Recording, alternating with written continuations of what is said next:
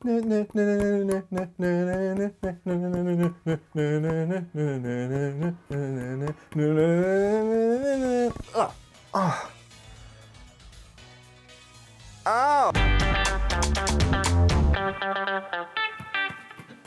want to know if I liked Pokemon Sword and Shield? Yes. And I say yes and not yeah, because there are caveats. Hi, I'm Jake, and through the second national lockdown in the UK, I'm doing daily videos. Now, on previous days, I've done stuff like talk about why Skyrim is probably my game of the last decade. Day before, I tried to talk for 10 minutes about my favourite hippo object, and I couldn't do it. It makes more sense in context. You should go watch it. Obviously, title gives it away. I'm going to be talking about what I thought about Pokemon Sword and Shield today. And it just so happens today is Sword and Shield's 1-year anniversary. So I was thinking that, just like, tell me what you thought in the comments, because then you can come back afterwards and be like, you thought exactly the same thing, and we can discuss it in the replies. I'd like that. Because I want to know if the things that I'm thinking are actually commonly thought. Do you know what I mean? This used to have something in it, and I don't remember what it had in it.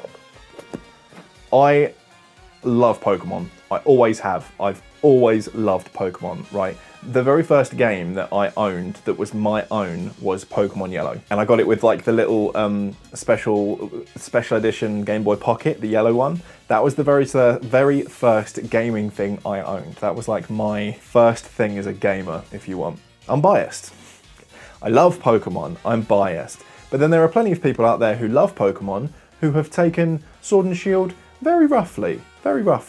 But I thought that I would prefix this chat by giving you my opinions on some of the bigger issues. I'm going to put this ball down for a bit. And let's start with the big one, DEXIT. National Dex. I didn't care about the National Dex. Let me tell you something, I've been playing every Pokemon game since the very beginning, and since Ruby and Sapphire, they've had a mechanic for you transferring your Pokemon over to the newer game. But normally, that mechanic is locked until after you've finished the game, say the Pokemon League. So you know what that means? In my little Pokemon home, or whatever it was before that, Pokemon box, I feel like there was something before that, Poké Transfer, the Poké Transporter, whatever it's been, I've got like 10 Umbreons in there, okay? I have like 5 Charizards, right? I have at least 3 copies of like most legendaries, just because like there's a way to get them every generation. You know what I don't need? To catch them all over again just because I can, right? I don't need that. Have you ever finished the Pokedex? Have you ever finished it? I haven't. There's still plenty left for me to do. Like in every other game, in this new game, I didn't need them. Honestly, I think it's unrealistic to expect that forever, every Pokemon game we're ever going to play is going to have every Pokemon in it. So I would rather that axe fell sooner than later to get everyone used to the fact that like from now on there'll be a little selection in there, right? And everyone's like, oh, it's because they're lazy. Oh, it's because they're reusing like wireframes and shit. Like, don't. There can't be every Pokemon in every game forever. That's not going to be practical. Why not let's just get used to it now and talk about real, actual good gameplay mechanics, because you can have a really good game that doesn't have 1,500 different creatures in it. Do you know what I mean? Like, it's not what's going to make a good Pokemon game. I think that the conversation is completely redundant. Anyway, now that I've got my little answer to that out of the way, the next thing that I think just it's not worth talking about. Graphics. I don't care about a game having like the best graphics, right? And I know that that's like a mark of gaming technology to have good graphics and for a game to look good and stuff like that. But I just don't care. So long as the visual style is like consistent and like decent, then I'm happy with that. That's how come I can still go back and play games that are generations old, because I don't think that graphics make a game good or bad. If there are like graphical glitches and stuff, like whatever. But you know what I found with Sword and Shield? It was visually consistent and the visuals were cute. I'll concede on the animations because I think there are a lot of missed opportunities in the area of animation, but I'll talk about those in a bit. But I just think that like, I'm not going to talk about graphics, I don't care. It could be a very good Pokemon game with graphics from 2 generations ago. I mean, I'm still waiting for the era when we just get to have like N64 age polygon graphics and romanticize that like everyone's been romanticizing pixel art. Do you know what I mean? But from now on, I am going to feign impartiality, gonna pretend I'm in the middle ground, gonna pretend that, you know, pretend that I'm not biased, and give you 5 good things that I liked and 5 bad things that I didn't like, okay? Good thing number 1, new Pokemon and Galarian forms. Back in Sun and Moon when they announced Alolan forms, I loved that. I loved the idea of Alolan forms. I loved the idea of the same Pokemon but regionally kind of just like a bit different, a different type or something. So I was itching to see the Galarian forms, and I was not disappointed, right? They're cool, I like them. I like being able to see new forms of Pokemon. Honestly, I think that they could release a region of Pokemon that was entirely just regional variants of existing Pokemon. This generation could have been entirely new regional forms, and I would have wept with joy. But the new Pokemon designs of the new Pokemon in this region, like, they were still cool, they were conceptually good, like, I think probably better than some previous generations. But, yeah, I just liked it. I liked the new Pokemon, I liked the new forms, and I think they did a good job of that. Bad thing number 1, Dynamaxing. Dynamax is just rubbish Mega Evolution, right? Or, the thing is with Dynamax, right, is that if everyone's special, no one's special, right? Like, if all of the Pokemon can do it, I think that's boring. Same with Z moves. I thought that Z moves were bad. I thought that they were just really kind of rubbish. You're just like seeing a longer animation on an attack. By that point in the game where you're using Z moves and stuff, you know what? You've already got good attacks. You've already got good attacks. Gigantamaxing, only some Pokemon can do it. They get a different form. That's Mega Evolution. You could have just done some new Mega Evolutions. I know that like people who are really like into the meta and stuff have a less good opinion on Mega Evolutions because they only gave them to the popular ones. Mega Evolutions just started to dominate the meta because they were stronger than basically all the other Pokemon. But like, I don't care about that. I don't play pro Pokemon. I don't care about like min-maxing or making the best potential monster. I thought that Mega Evolutions made the game more fun. When I was playing the game by myself, sitting on the sofa with my belly out, great, loved it. Loved the idea of Mega Evolutions, having like a temporary extra form. It had like what's best about Digimon about it, you know, like I thought that was really great. And the fact that now they've just like binned it, I hate that. I hate that. I personally think that since they started introducing new gimmicks with Mega Evolution, that's been the only good one, in my opinion. Like, I think that Dynamaxing is rubbish. It's only in specific instances anyway. The Gigantamaxing, I don't like it. I think it's rubbish. And then also you have to use like specific attacks and stuff. Like, I think it's rubbish. Good thing number 2, the wild area. Like, the wild area, I think, was a really good, innovative new way to take the Pokemon games without going, like, full open world straight away. But I think that it's very evident that they clearly didn't go full open world straight away, right? Like, I don't like the raids, I don't like that there are little dens all over it, and if you don't have those, the thing is empty, right? Like, it's not really a Skyrim in the sense that there are like lots of little things for you to be able to discover, like what's over that hill, I'll go explore it. You know what's over that hill, it's some grass and some Pokemon, and there's not going to be anything cool there, do you know what I mean? So like, yeah, the wild area could have had more stuff in, but in terms of like seeing the direction the games are evolving in, love the wild area, want to see more of it. Just don't make me farm Watts in the next one, okay? Bad thing 2. XP candies. Well, like raids really, but like XP candies. For me, candies ruined the pacing of the game and the main story because like obviously they were shiny and new, so as soon as I got them, I like stuffed all of my Pokemon full of them so that they like leveled up super quickly because I was like, this is cool, and then the story was just completely just so easy. It was just basically a button mashing cutscene for the rest of the game. And yeah, like I could have not used them, but like they were new. They were shiny and new. I wanted to have good Pokemon. I wanted my Pokemon to evolve. And how dare this game expect me to curate my own experience, right? And to exercise my own self-control. You know what they should have done is just, you don't start earning candies from raids until after the Pokemon League. Easy. Don't start earning candies from raids until after the Pokemon League. Good thing number 3, the characters. I think that the characters in this were really great. The stories are never strong, are they? But like, I think the characters that they had in these games were really good. I like Hop, I like Nessa, I like Peony, I like Leon. I like that old granny that runs the fairy gym that's clearly a drag queen. Clearly a drag queen. You know, British drag has a long history. And if that is not a Lily Savage alike, I don't know what is.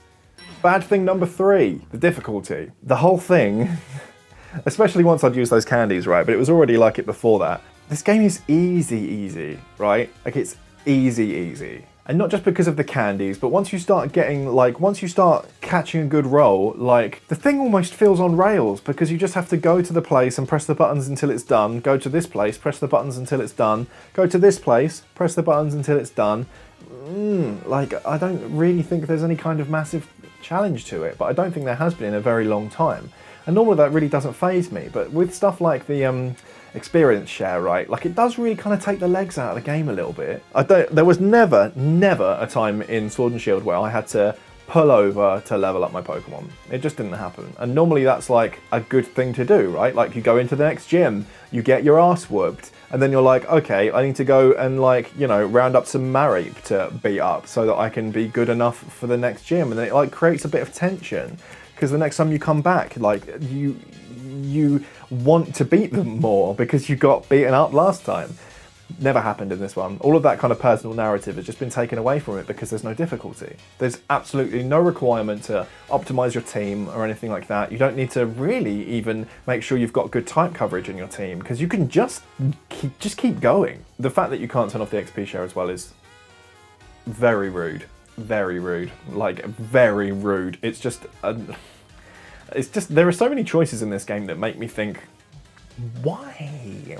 I feel like I need to make a list and just sit down with Game Freak, like outside of emotion and outside of like, you know, all of the crazy Twitter hate and just be like, why was this choice made? What's the reason? Okay, good thing number 4, curry. I mean, camping.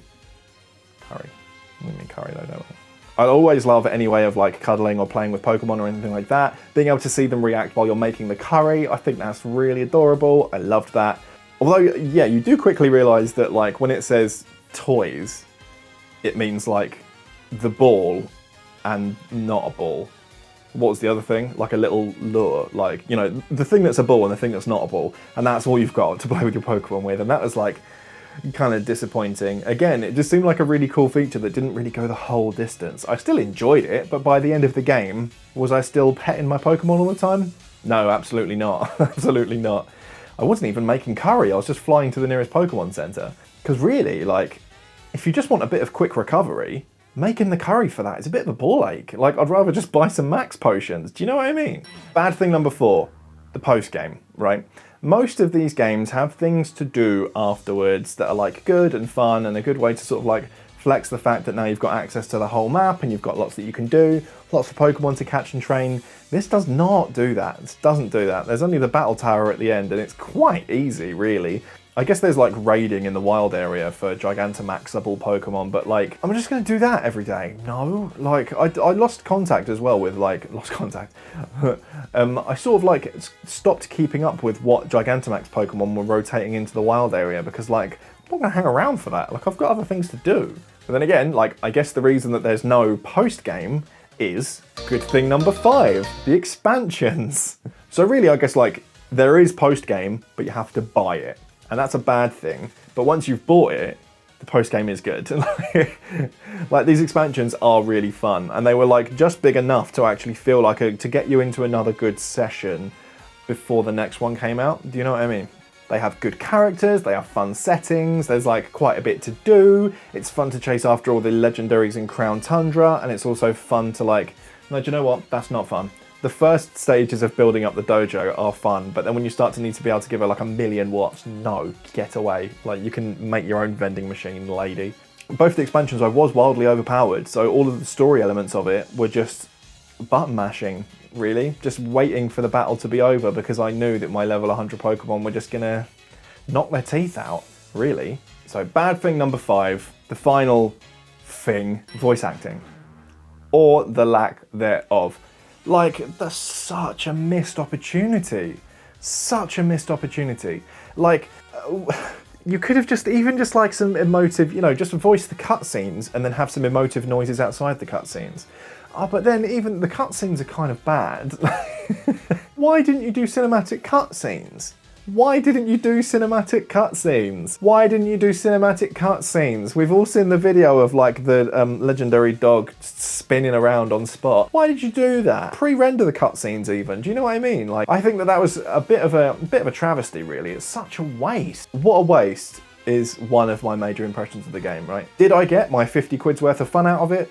Absolutely. I think I've put like between 50 and 100 hours into it. I played a lot of that game. I enjoyed the time that I was in it, right? Oh, I thought of another good thing, the music. The music is very, very good. This game has great music. Sometimes I would just like stop in the middle of a fight so I could just listen to the battle music. It's really, really cool. What a waste. I think that like, I had my fun with it. I got my money's worth out of it. Does that attitude encourage Game Freak to maybe cut corners? Probably. But I just feel like nothing about the game goes far enough, right? It doesn't feel like a console game. I think we can all agree on that. It feels like another handheld game. It doesn't feel like the first console Pokemon we were expecting. And I don't think it is. I think it's been designed like a handheld game. I have maybe played that game on my television for probably all of like 5 hours of my gameplay, right? Because for me, the point of having a Switch is that I can just play it while Ben's on the PS4 or something, or vice versa, right? It does so many things that make me confident in future Pokemon games, like, you know, like the little quality of life changes, like with the boxes. I like the wild area as a concept. So it makes me confident in the next console game, right? But also it gives me reasons to be fearful of the next console game, I think. Like stuff like the XP share, the difficulty and everything, all of the strange decisions they've made do make me think like, so they put me in this middle ground of like, oh, there are reasons to be excited for the next Pokemon game. There are reasons that I think they're gonna maybe also do a 7 out of 10 job on it. Do you know what I mean? So that's where I sit on Pokémon Sword and Shield. Did I like it? Yes. Did I enjoy playing it? Yes. Did I get my money's worth out of it? Yes. Do I think it's a good game? Yes. Do I think it has problems?